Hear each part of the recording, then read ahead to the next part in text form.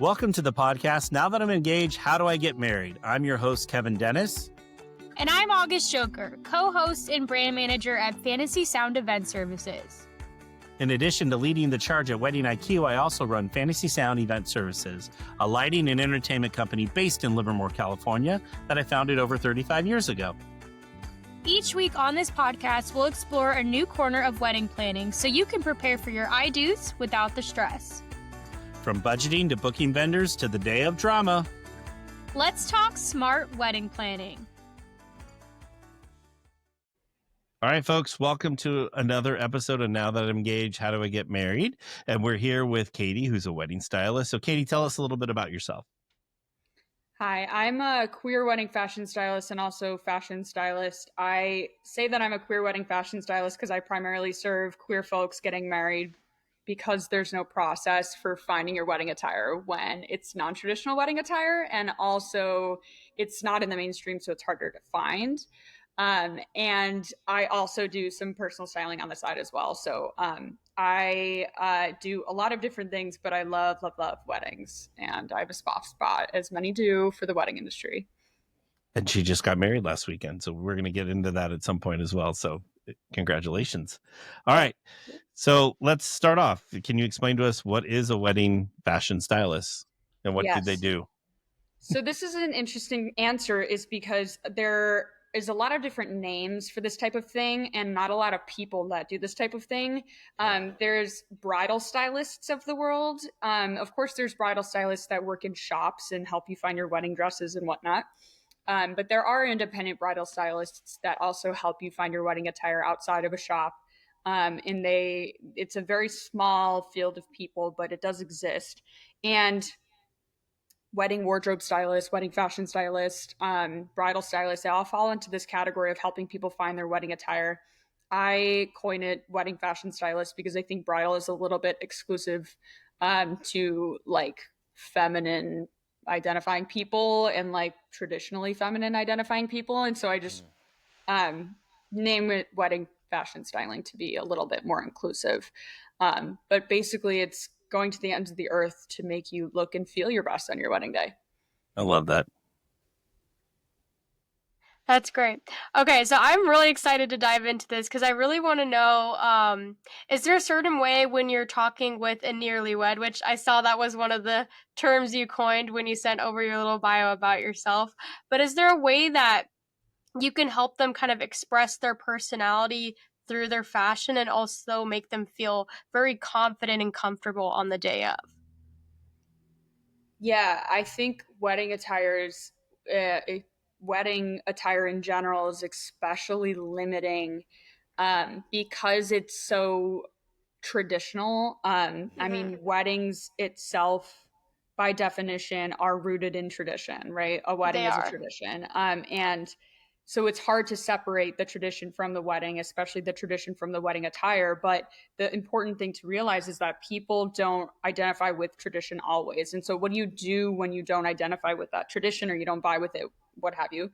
And what I often tell people is go with what is most comfortable to you, what your personal style is on a day-to-day basis, and go with an elevated version of yourself, something that feels way more special and more something you wouldn't be able to achieve on a day-to-day basis to make it feel special to you. It doesn't have to be white. It doesn't have to be whatever. It can be like sparkles and glittery. It can be lace. It doesn't have to be lace. It can be whatever you want to make it feel special, but also make it feel like you is the most important thing because it, like a wedding is so personal and unique to you that it is one of the most important things I think that goes into a wedding to like make you feel good that day and smile right. Yeah. And, you know, it really affects how good you smile is how confident you feel. So. No, that's so true. That's so true. And I also wanted to ask, when you're in the process, like, do you typically look at their current wardrobe and see kind of how to elevate that, like you were saying? Or do couples usually come with something in mind and they have an inspiration board and then you kind of source pieces from that point? As you probably anticipated, the answer is a little bit of both. I ask every one of my clients, be it personal styling or wedding styling, to give me 2 mood boards. And one is like a ideal fashion that if they had to wear for the rest of their life, they would be happy wearing. And so that's like their aspirational personal style. I don't think personal style is stagnant. I do think it's aspirational. I don't think we ever really achieve it. I think we're always looking for it. So it's something that they're aspiring to. So it's not necessarily what they wear on a day-to-day basis, but what they would feel comfortable in for sure. And then the second mood board is things that pull on your inspiration and your heartstrings, like art and music and architecture and literature or sculptures, literally anything that isn't fashion, to see where the like creative brain lies, right? And see what are your values and what is influencing you and what like makes you feel like you, right? And so the idea here is like, how is my job is to help translate the like super abstract art forms into that personal style and see if there's a disconnect in what they identify versus what I would identify. But that's just what they put together. I would put together a separate mood board, even if they came to me with a mood board of what they had in mind. And my mood board would be based upon what their ideal fashion would be. It would be like an elevated version of that. It would have inspiration from like fashion history, and it would also be like pushing their comfort zone a little bit to get them to feel more confident than they are today, if that makes sense. And I don't mean push their boundaries in a way of like making them uncomfortable in any way, no, but yeah. just like helping them understand that we can do a little bit more. We can go outside our comfort zone and still feel good about ourselves. I love that. It's like, yeah, you can pull this off. Yeah. And you mentioned a disconnect. Do your clients normally have a disconnect when they're going through that process? It just totally depends on the person. I, for example, had a client give me a mood board of the fashion inspiration that they like loved. But the fashion inspiration mood board was so well thought out that I didn't make them do a second one because I literally got everything that I needed from that first mood board. Oh, wow. Because they picked their fashion influences based upon their like influences in the industry that they work in, right? Like they very much picked their fashion influences based upon their values. It was really, really interesting. Yeah. So sometimes there's like a really good alignment in what people's creative side, and I think it just depends on how in touch with your creative side you are. But sometimes there is a bit of a disconnect where people love rainbow and colors and bright and joy and all this stuff, but they wear black all day, every day. Yeah. And that you see actually way more often than you think. Black is a very big, like black and other dark colors in everyday is like a very big crutch for personal style, I think. Yeah. Well, and and us in the wedding industry. Yeah, I'm going to say most everyone wants us to wear black, so we just blend in the background. Yeah. Well, and for if you're getting married, if it's your wedding, I feel like white it can often be a crutch as well because people like default to wearing white or wearing if their partner's wearing white, wearing some type of contrasting color, right? And I just don't think people take the creative freedom as seriously as they could, you know? So many possibilities. I mean, it's true. There's no rules. And like Kevin and I, like we say this all the time on the podcast is that more often than not, people are kind of straying away from the traditional now. I mean, we haven't really got into it with fashion yet. So that is really exciting that you're here and we can dive into this a little bit more. But when it comes to formalities, favors, decorations, like a lot of people are going more non-traditional. But I like hearing that because it's like, okay, I'm giving you permission to go a little crazy and do something outside of the norm. Yeah, and I mean two things that I think about that is one thing that I think is super important is that like the wedding attire industry is very much of a different vibe than the fashion industry is in general. The fashion industry is very innovative, very forward-looking, very pushing the boundaries, trying to do the next thing, trying to do what everyone's not doing. And I feel like the wedding attire sector of the wedding industry is completely the opposite. Not entirely, but it is got a really, really big lag in that people aren't pushing the boundaries and people are doing the tried and true methods over and over and over again. And the little innovations that they're making in the fashion part of weddings is like relative to the fashion industry non-existent. So it's kind of insane. And so that's the first thing is it's just like the wedding attire industry is so different than actual fashion industry. The second thing is that I think is really important to understand is I view formal attire as like a very different landscape than other people do. In that I don't think formal attire is like black tie, white tie, semi-formal, whatever those little, I don't even know what they mean, to be honest. That's just, Yeah. I am a fashion stylist. I don't know what those things mean. And the thing, the reason for that is because I don't really believe in that type of formal attire because it only exists in heteronormative wedding spaces. We literally, outside of that, if you were to go to like a gala, you would have just so many different standards. Like if you're walking the red carpet, your standards are entirely different and there are no rules. And if you're only comfortable in a t-shirt and shorts, you can wear a t-shirt and shorts. It just has to be like a Louis Vuitton branded, like rhinestone encrusted outfit. You know what I'm saying? Like it has to be high end. It has to be high fashion, and high fashion is the standard for celebrities on the red carpet. So why at our everyday person's red carpet moment, which is their wedding, why is that moment a different definition of formal, which is suits and dresses and tradition and patriarchy and white supremacy and all these things that we just like fail to unpack? I just think it's like a really interesting problem that we don't really address in the wedding industry. Yeah, and you're very true on that. That is interesting though. Do you have a theory on why you think that is? Like why in just the normal fashion industry we do kind of break out of that norm and we're not afraid to try new things? Why is it weddings that it has this grip on that we can't get out of? I think the reason is not to do with the fashion industry, but rather the wedding industry. And I think it's because the traditions that are anchoring the wedding industry are like religious in nature. And I think That's with true, religion yeah. comes like a lot of rules with what you wear, and like more interpretations in terms of what is okay and what is not okay. And I think the institution of marriage comes from a religious place. And so when it comes from a religious place where there are rules, I think it's hard to break apart from that, like tradition. Whereas fashion,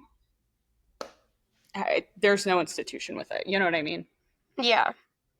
And there's a trend in the wedding industry to be non-traditional, like the traditions are starting to go away. And are you seeing that in the fashion side of the wedding industry as well, right? Like are some of those traditions going away or no? A little bit. Okay. I want to say a little because I know on the like wedding weekend, you're seeing less of the like little white dresses and you're seeing more of like pants outfits on the weekends. But still during the ceremony, it's much the same. So like a yes and no situation. Um, things are not changing as much. I made a video on TikTok once, and then someone got mad at me for it, so I deleted it. But that's the internet for you. It was just very true. But I was basically just talking about how, or I was poking fun of all the people on TikTok that say they're having a non-traditional wedding, and then they go and wear a white dress, Vivienne Westwood, what everyone's wearing, Galia Lahav, what have you, whatever brand that everyone's like fawning over this season. Vera Wang. Wedding dress is the same cookie cutter dress, same silhouette, same everything, and it's just like why is fashion like the exception to the rule? I don't know. I don't get it. Like if every other piece is non-traditional, but fashion is the one consistent, like does that really make it non-traditional? Yeah, and the criticism is not of the people making those decisions. It's like, why as a culture are we not calling like that out more? Like, why are we not raising an issue at that? I don't know. Someone wears a colorful wedding dress to their own wedding and everyone's like raising eyebrows. You know, it's weird. It's strange. So I was just on Bridechilla. I was telling you before we got on this morning, we were doing a whole thing on pop culture and how it influences the wedding industry and all that kind of stuff. And one of the things that came up is that they were talking about outfit changes. So I'm wondering, like, are couples then keeping it a little bit more traditional for the ceremony and then changing to like a fun, more their style outfit for the reception? Absolutely. Okay. So like the trend of like multiple outfit changes is definitely becoming more popular now. And what I meant when I said earlier is that we're seeing more like pants and outfits, is that I feel like in the last 5 years, maybe if there was an outfit change, we would see like a short white dress, or even just like a more relaxed white dress. And now I feel like in the past year or two, we're seeing more and more pants, outfits, separates, more like innovation in that space. But like I said, not in the ceremony situation, which is really interesting that you bring it up, because I feel like adhering to the like traditional norms of like conservative, modest attire for the ceremony, and then also 5 minutes later at the after party wearing like a bodysuit is really funny. It's just like entirely wild, and it is just another reason why I question why we do what we do, you know? Yeah. Well, and then last summer there was a trend which was blowing up, and I haven't seen in a few months, but like the couple was leaving in like matching sweatsuits. You know, like they got and I thought that was kind of a fun way to get out of it. You know, like why do you need to wear that big clunky dress, or be with the tie all night? You know, like all that. I do have a bone to pick with people, is because somebody asked on my social media recently. They were like, oh, well, if you wouldn't put someone in a suit and a dress because they don't feel that their gender identifies with that type of expression, what would you put that in? Like, what are the other options, right? And I get that question a lot, because people just like don't have examples. There isn't pop culture examples of that in a day-to-day setting. And so I just like made a video going through a bunch of one designer's work. It was just one designer too. One of the designs was a dress that was also a hoodie. And no way. It was like it was like a mini dress, but it was like a silk organza hoodie. And it was like super high end. Oh, like kind of flowy looking. Mm-hmm. It was like super high end looking, but of course it was like the shape of a hoodie. And so somebody was like, why would you put sweatpants in this slideshow? And I was like, what if that's the only thing you're comfortable in? Also, that's still high fashion. Yeah. Like, also, you're what's wrong with this equation here. Yes. They're like, drawstrings don't have a place in formal settings. And I was like, oh my, I don't know. It was very shocking to me how rigid people and how seriously people take these social norms that are literally made up. They're just things that we make up. They are. And just passed down every year from, generation to generation. So like in the Met Gala, I feel like pushes the envelope. Like do you get inspiration from seeing designs there, or how does that come into it? So I think the Met Gala is really interesting because it totally depends on the context of the event. Last year during the Met Gala, there was a number of geopolitical issues going on with the backing of support of Israel and their invasion into Gaza and all this stuff. Anyways, there was a lot of political stuff going on. And then, of course, the Met Gala pops up and everyone's talking about how dystopic it is to be having these high fashion events in the middle of such humanitarian and political crises. And so it's like there's that side. And then there's the side of this year.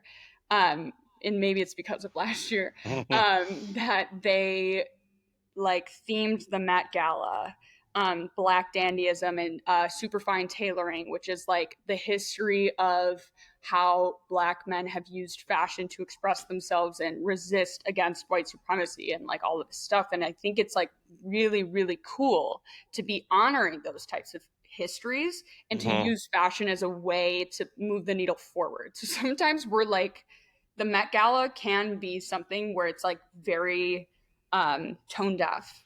But this year it was really, really, I think they did a nice job.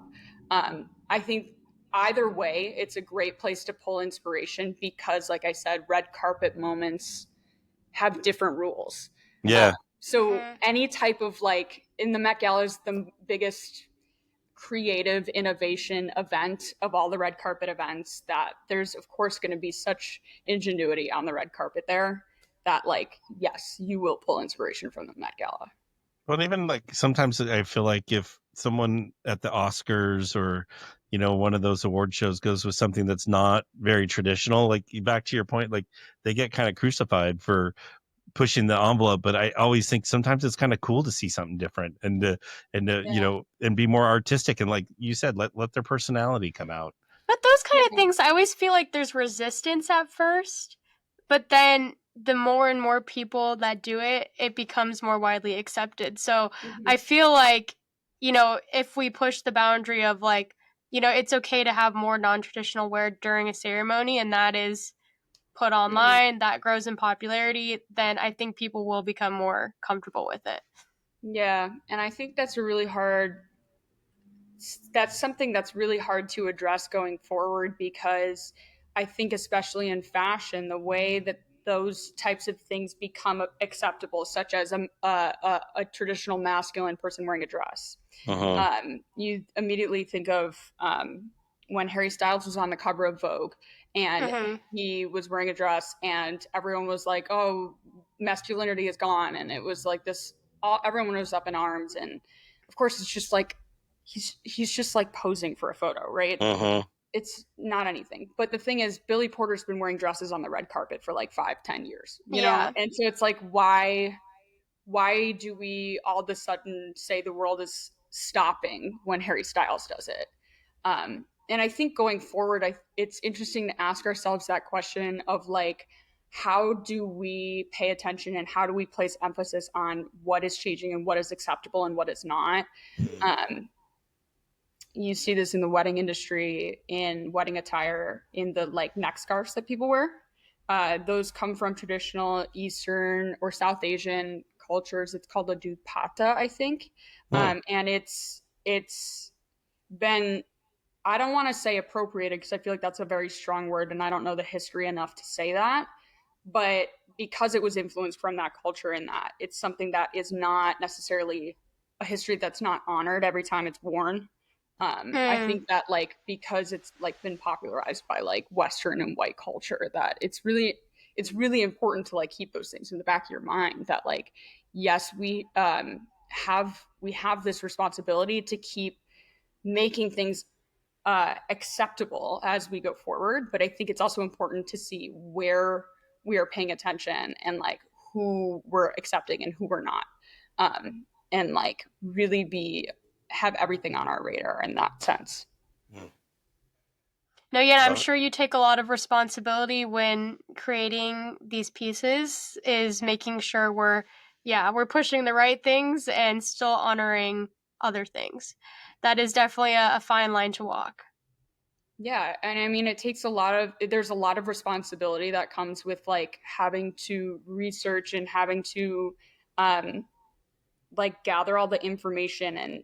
And the thing that I find really funny is it sounds like a lot of work. It's really not a lot of work if you do it right. I mean, if you think about it, like if you just involve the right people, it's very easy to just like make sure that everyone's having a voice.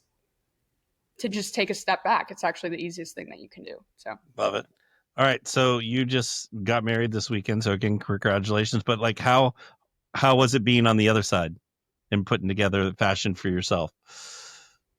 Okay, so I got married to another woman, and so I got to actually style us both, which was really fun. Oh, awesome. Oh, I how was gonna ask. I fun. was gonna ask if you did both. So I did. So we both had 2 outfits, and so I did our first outfits, and she did her second outfit just because she's very particular in terms of like she wanted a suit for her second outfit, and she's very particular with the like cut for the suit and whatever.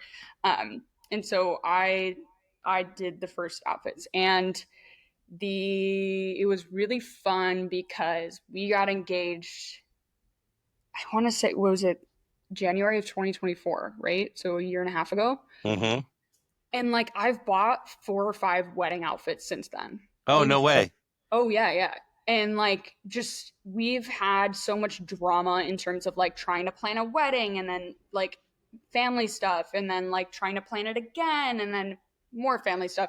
And like just obviously people experience a lot of drama during wedding planning efforts.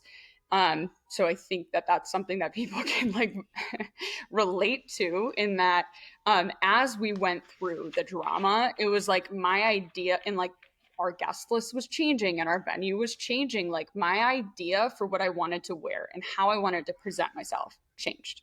Mm. And so I found that very interesting. And that is something that actually surprised me the most about going through the process myself. No, that's amazing.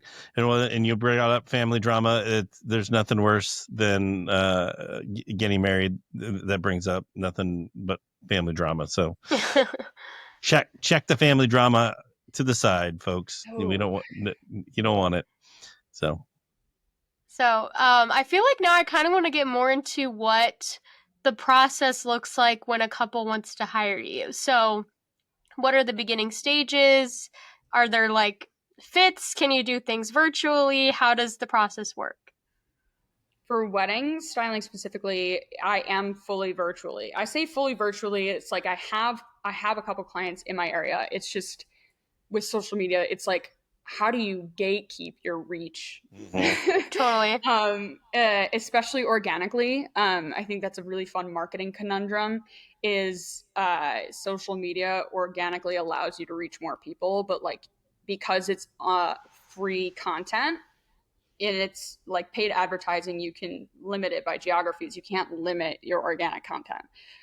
So I have clients all over the country. I have a couple clients in another country, and it's just like sometimes requires a lot of flexibility and a lot of problem solving. The process is basically very dependent on your timeline and what you're looking for and how disconnected to your personal style are you. And I guess to elaborate more on that is just like sometimes people only wear a t-shirt and shorts every day. But the problem with that isn't that they wear a t-shirt and shorts every day. It's that they actually hate that they wear a t-shirt and shorts every day and that they don't know what to do next. And that's, there's a lot more effort that goes into bringing that person to a state of like confidence and feeling like themselves and like feeling good on their wedding day than someone who like is like goes shopping 3 times a month and is very particular about their accessories, for example. So it is so specific. But in terms of booking generally, it's a long answer. In terms of booking generally, it would just be trying to figure out if you're doing custom or something ordering online. There's not a lot of trying on when it comes to non-traditional wedding attire because it doesn't exist locally. So it's a lot of balance and trying to problem solve, trying to balance your budget with what's possible, and then realizing that you can't do it because of budget, and then trying to make it possible somehow. Otherwise, it's a lot of problem solving. It's so fun though. Well, are there any mistakes that couples make when putting together their? Oh, I love it. Yes, yeah. Tell us, please. Couples. Okay, wait. I cut you off too soon though. That's okay. Are there mistakes that people make when working with you or like in or putting just together in their fashion? Yeah, their own fashion. Yes, I feel like I have so many answers. So one, one thing that I deal with a lot is because non-traditional wedding attire is not mainstream and it doesn't like exist in your local city. You have to order it most of the time because a lot of people can't afford to do the custom process. And that means you have to send your measurements to someone. Now, taking your own measurements is not something you should ever do. People do it all the time. I'm going to say, how do you do it? Oh, I've done it, and Oh. I shouldn't have. I have now changed the process a number of times, where I have an app that takes a video of you, and it AI gets your measurements from the video. No way. Oh, and it's Yeah. accurate?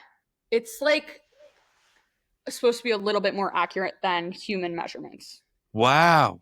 with Wow, like a that's- plus or minus 3%. That's accuracy amazing. rate. So it can be inaccurate sometimes, but like, I don't know. But still. When you're virtually fully, it's like actually such a crucial tool to have. So that's a mistake that people make all the time, is do not sleep on getting professional measurements done or getting an AI app that does the measurements for you. Do not do them yourself. Do not trust your partner to do it. Like, it's just, it's a profession. It's a practice for a reason. We can't just pick it up. And that's definitely one mistake that I've dealt with a number of times. Also, like, just checking the fine print when ordering things, of course. I've had my fair share of moments where I've had to pay my clients' bills because it was like my fault for not reading the fine print. Yeah. And that's my fault. That's not my client's fault. And then something else that I would say is a mistake when it comes to wedding attire is people don't think about it. I feel It's like like a back burner item. Yeah. People just don't put thought into it, and they're like, "Oh, I'll just find something." And they're like, I don't need to invest in this. I can just whatever. And I think people really underestimate just how transformative it can be to have an outfit that makes you feel seen, like yourself, comfortable, confident. Like, it's actually such a game changer. And for that game changer to take place on your wedding day, can you imagine like a better day? Yeah, it would be the best. I think people just like underestimate. I know it's a big investment to like hire a stylist. That sounds like a lot of work, but yeah, it's not a no. But if it affects you, it affects your mood, it affects the mood of the entire event, it affects your photos, like how you're going to interact with your family and friends, then it definitely seems like an investment worth making. I just feel like the positive impact cannot be overstated.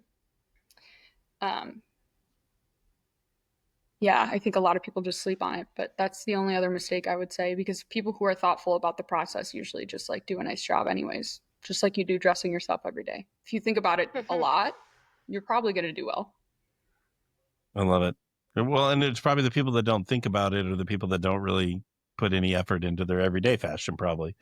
Yeah, and it's not like a problem to not care. Like, if you don't care, that's fine. But if you don't care and you also have a problem with, like, you know, your self-confidence, that's a great place to start. Love it. No, it's like you said, like if you wear a t-shirt and shorts every day, that's fine. But if you don't like that, you do wear that, that's where the issue comes up. There's a big difference between Adam Sandler and Billie Eilish, you know what I mean? Now, Adam Sandler probably loves Adam Sandler, but... No, but he does, yeah. But there's a big difference in the presentation of those two people, so... Sweats are not appropriate. That is so true. Wow, that is such a good way to put it. Well, and the next question I wanted to ask you is, like, obviously they have a vision board, you create one, you know, eventually we're sourcing these pieces, we're creating a style for the event. Now, does the fashion of the event ever, like, come into collaboration with the other vendors' work? Like, are you talking to the decorator, the florist, like the photographer? Does that come into play with the fashion as well? Yes, but only to a certain extent. I like try to be in touch with planners and like the people that I need to be in touch with. Like, a planner. Other than that, I feel like there's a lot less. I mean, a designer, if I'm working with a designer, of course. But in terms of like other vendors, I feel like there is a lot less for me to be doing, which actually makes it a much lonelier process than most wedding vendors. Because a lot of wedding vendors have like that camaraderie of like day of wedding Yeah. Very true. experiences and networking on the day of and having the shared experience of not being able to eat or sit down and like all those things. Like I don't really go through that as much. So I have a very different experience than other people. So I do sometimes like connect when I'm dealing with like certain color palettes or venues or I don't know, timelines and logistics, but it's not very often that I like am heavily involved. All right, since you can't be there, like you made me think of something. Like, do you stalk their Instagram or like on the day of their wedding? Like, where do you find, where do you get your reward in that you did a good job? What's actually so funny is like I feel like so many of my clients, I end up being so close with them by the end of it that I've gotten invitations to their weddings. Oh, no way. I've yet to go to a client wedding and I should, but I don't know, I should. I just feel like that would be fun. But and then also it's just like rooting them on, texting them the day before, day after, just to check in how it's been. And of course they send me photos, and their photographers have typically been super nice about sharing galleries, and like it's been really great. So that's amazing. That must be such a rewarding feeling, like knowing that they loved the outfit, that they're feeling confident in, and getting those photos back of them just, looking so happy and ecstatic. It must feel very rewarding. Yeah, I think it's very rewarding when not just that they're posting their own photos from their wedding, but like getting their permission to post them on my own socials, to be like, yeah, getting your permission to spread these pictures as far and wide as possible. Like that is really nice validation. There must be. I love it. All right. So advice as we get ready to wrap this thing up. What advice do you have for a couple getting married when it comes to this? Obviously hire a stylist, but no. Don't my advice to you, other than hire a planner, because I feel like that's an obvious one that a lot of people sleep on until it's too late. I think I cannot emphasize enough how important it is at the beginning of the wedding planning process, and even if it's not the beginning, it's never too late, to sit there and talk about your priorities and what you want to spend. Because like I had my wedding in my apartment unit. I did not have any florals. So I did not spend anything on a venue. I did not spend anything on florals. And we were able to spend it on other things, such as a live painter for guest portraits. And so everyone got a little keepsake at the end of the day. Oh, that's awesome. Which they loved. And I loved, you know what I mean? Like it was just a really cool experience for everyone. So I just really, the like traditional, like, oh, we have to spend this much on a venue, we have to spend this much on or we have to invite every cousin. No, literally just do whatever you want to do that will make you happy.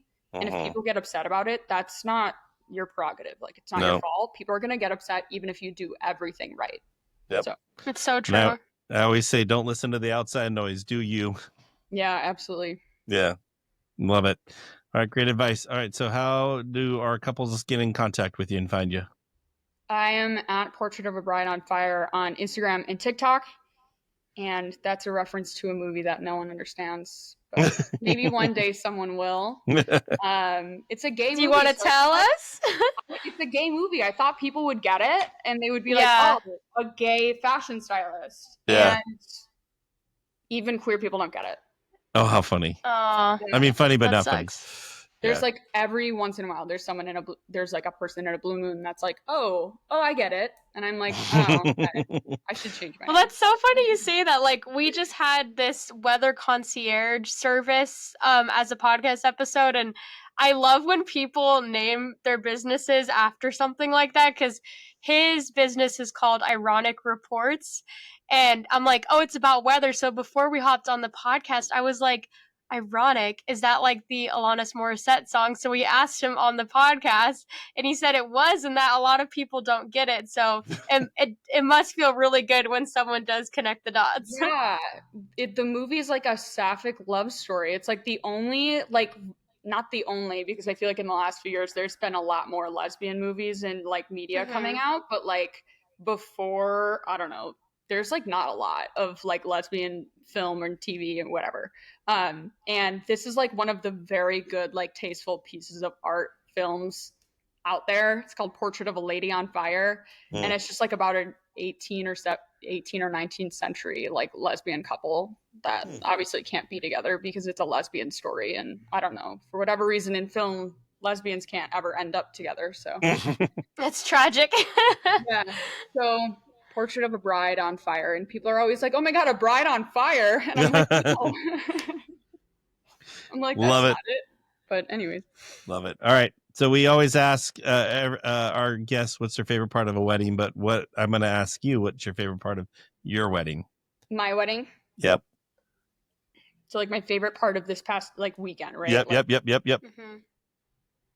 because like in a very cliche moment, my favorite part of any wedding is to see their first look. And now it's becoming more common that people don't see the first look, right? Because they do it in private. Now I did that where we did it before we walked in, and we walked in together, by the way, which was really fun. I That's like cute. that. My couple last weekend did that, and I think that's fun. It was fun. It was really nice, but we did like the first look right before that, and that was like the best decision ever, because it was like you're so nervous and all this stuff is going on, and you just stop being nervous when that happens because you're like, oh, this is why we're doing this, and it's fine. So do a first look. do I it think for I saw that when I was, like I was telling you, I was stalking your Instagram. That was one of the content pieces you got, right? Yeah, The first I look. took a That was video really of it. cute. It was very Thanks. cute. Love it. Ah, All right. Well, we'll have all your information in the show notes so they can get a hold of you. Katie, thank you so much for being here today and enlightening our audience about fashion. absolutely. I think we all need a little help when it comes to fashion. So. I appreciate your shirt choice today, Kevin. Thank you. I went fun. I try to have fun. Floral. I'm wearing a sweatshirt, but it has a sun on it and clouds and flowers, so I feel like that's good enough. That works. I think so. All right. Well, folks, thanks for listening to another episode of Now That Engaged, How Do I Get Married? We'll see you next time. Bye guys. To our listeners, thank you for tuning in to another episode of Now That I'm Engaged, How Do I Get Married podcast. Brought to you by Fantasy Sound Event Services. I hope you enjoyed listening to this episode. Please get in touch with me or August if you have any topic you would like us to cover. Or if you're struggling with your wedding planning, please be sure to submit a question to podcast@fantasysound.com. I encourage you to check out our other episodes on Apple, Spotify, or wherever you listen to your podcast. And if you're a fan, we'd love if you would subscribe to the podcast and leave a review. It helps others find our podcast so that they can learn from our guests too. And to everybody listening, Happy wedding planning!